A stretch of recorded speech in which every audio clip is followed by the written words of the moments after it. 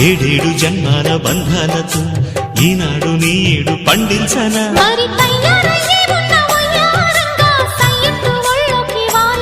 చూసుకొచ్చానమ్మా చూడు ఉత్సాహంగా చిన్నారి వన్నెల్ని ఏలంగా ప్రతిక్షణం